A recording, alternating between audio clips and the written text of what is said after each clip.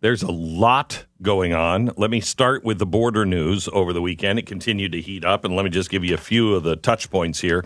More governors traveled to the Texas-Mexico border on Sunday to show their solidarity with Governor Abbott and the federal government. Speeches were given directly at Ground Zero, and the media is dubbing it Civil War 2.0. So they were surrounded by the Texas National Guard, military vehicles, loads of razor wire, right in Shelby Park at Eagle Pass, Texas. Now, over on the federal level, the Senate appears to have come to an agreement on, they say it's a border bill, but we'll get into the details here in a second. It's actually a multi-billion-dollar war package. Do not be fooled by the name border bill. It's not. Now, it does have some stuff to do with the border, depending on who you talk to. It's both amazing for the border and the worst piece of immigration legislation in history. It's weird how something could be both of those things. Could it also possibly be that all of the border news happening right now is just a song and dance? Could it be that no one is actually interested at all in solving the border problem? All the world is but a stage, and we are merely its players. Yes, that's what's happening. For decades now, the border has been enormous political capital for both sides in Washington, D.C. Republicans love it, Democrats love it, and they never really cared about the impacts to our communities and to our states. Why would they suddenly start caring about it now? Well, because it's so bad. So we sent our Blaze Originals documentary team down with the border convoy, and boy, did they learn a lot. They were with the convoy, but the convoy led them to all kinds of other discoveries about the standoff at the border between the state and the feds. We found something shocking that no one is talking about. We're being duped by all sides. Here's one piece I can give you today. Consider this. Did you hear about a secret meeting? Did you hear that while reports of record amounts of illegals were pouring over our border, this was in December, Secretary of State Blinken held a secret meeting with Mexican officials in Mexico City. Now, it was reported that he traveled there, but the full contents of the meeting were not disclosed. We have no idea. Why is that? Was there an agreement that was made? Were concessions handed over? If so, what did we give up? Why isn't this meeting discussed in the media when they talk about Civil War 2.0? Or when the Senate hails a landmark border deal? What happened in Mexico? Could all of this just be a charade for the people? Our Blaze Original documentary team might have the real answer for you. The full report is coming out in a couple of weeks, but we will have more on this on our Wednesday night TV special. This is all breaking news in our world, and we'll give you all of the full details as we gather everything and make sure it's all buttoned up. Now, the senators revealed a $118 billion Emergency National Security Supplemental Appropriations Act. Wow. So it's an emergency, and it's about national security. So what did we get?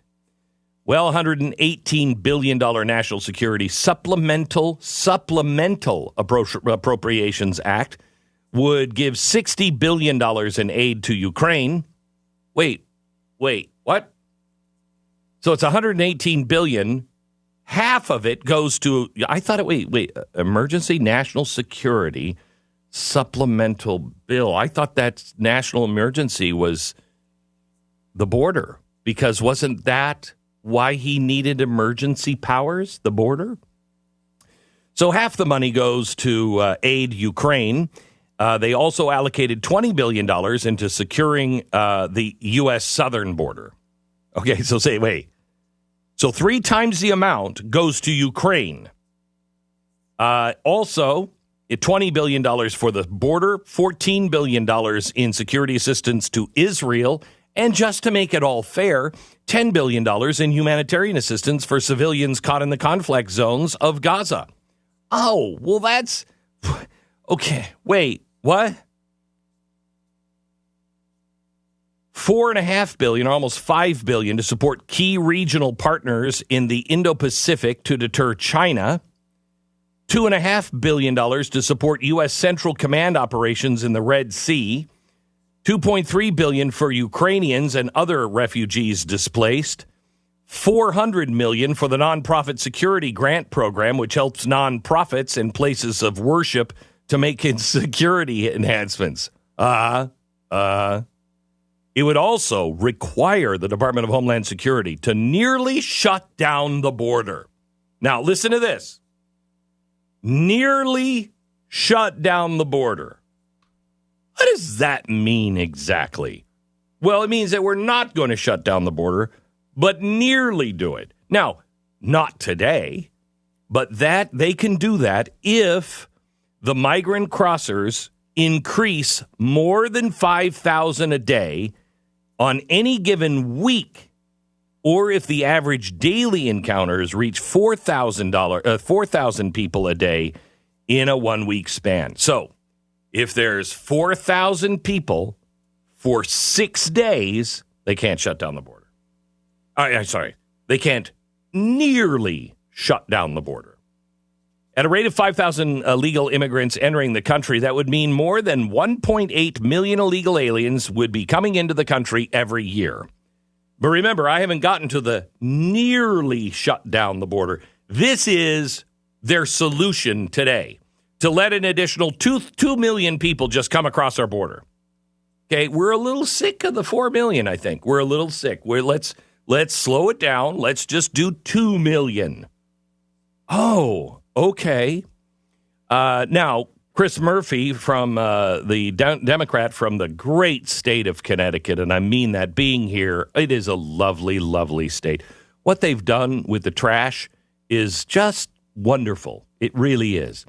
A requirement of the president to funnel asylum claims to the land ports of entry when more than 5,000 people cross a day. This is what Murphy is saying yesterday on X. The border never closes, but claims must be processed at the ports. This allows for a more and more orderly, humane asylum processing system. So, got that? So if it's more than 5,000 a day, then they have to be processed at the ports. That's the nearly closing the border. Oh, okay. Well, that sounds really bad. This is what, Langford came out and he was like, everybody's saying this is much worse than what we said it was going to be. I challenge the people to come up to me and tell me what is worse. Well, he's kind of right. Remember when the media was saying, it has none of that stuff in the bill. Oh, that's an outrage. That is disinformation that those things are in the bill. Yeah, Langford, it's probably not worse. You've confirmed everything that we said was in it, that you all were saying, wait until you find out what's in the bill, because that's not in the bill. It's in the bill.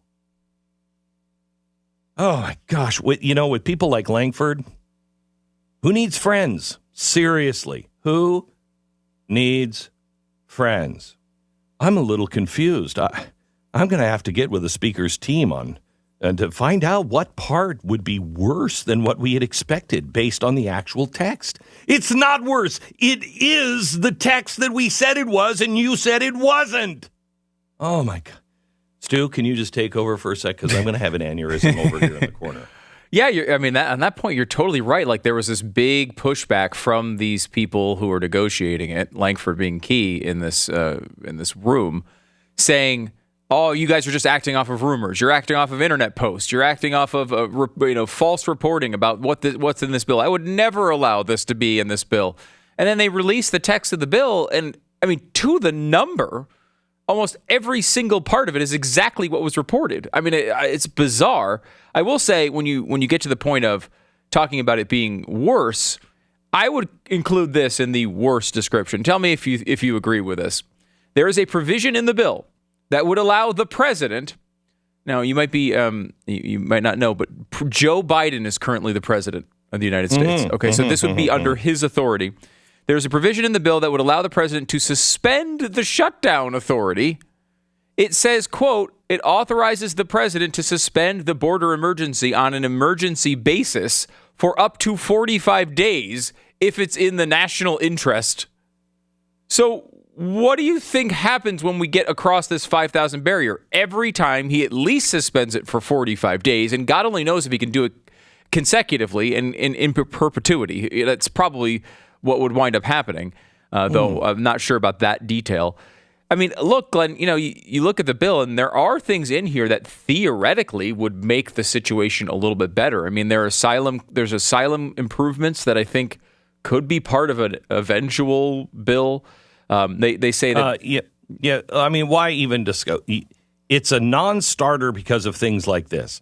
According to the bill, if you cross the border illegally, you get arrested, and then Department of Homeland Security, they decide that you're entitled to protection, they're now able to give you automatic employment authorization.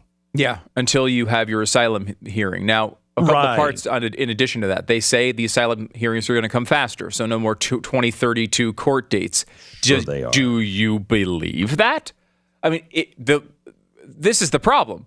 I don't believe that. Now, if they say it's going to supposedly bring this down to months instead of years for asylum, that would be a legitimate improvement as what we Except have it's right not now. I don't think it's by judges. I think it's by the Department of Homeland Security. Is it not? I think it's by the U.S. Citizenship and Immigration Services.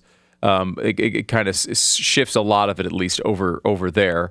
But again, do I believe that they're going to actually accomplish that? No. They also have tougher asylum requirements. And this could be a legitimate one, Glenn. But think about this in a real country that does the things they say they do, right? They say they would include 3 bars to eligibility, okay? Number 1, criminal history. So if you have criminal history, no asylum for you. Okay, totally legitimate. Number 2, could they have resettled in another country on the way to the U.S.? Oh, yeah, okay. If you actually implemented that would be a great improvement. Number 3, could they have resettled somewhere else in their own country? Okay, perfect. That would be a legitimate thing to do. That would be an improvement over our system, and it would be a rational way to decipher these claims. No one believes they're going to do those things.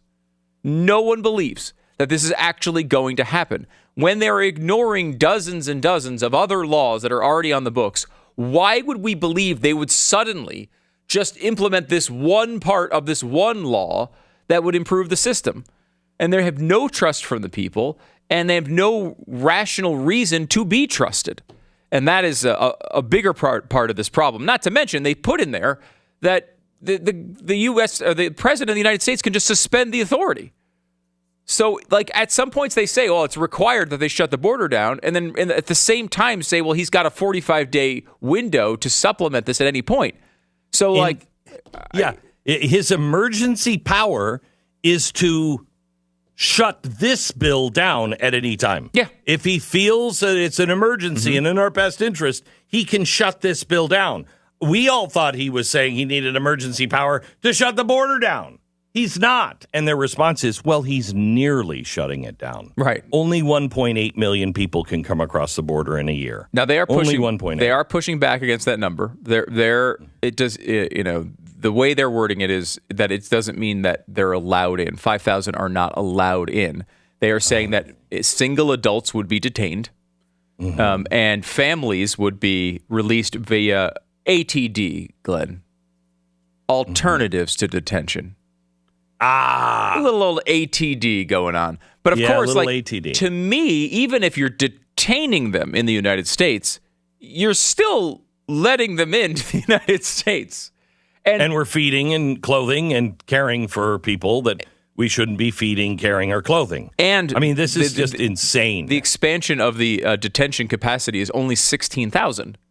So again, this is a few days under the system. Where else? Where do people go again? We're going to be in the same crisis situation all over again.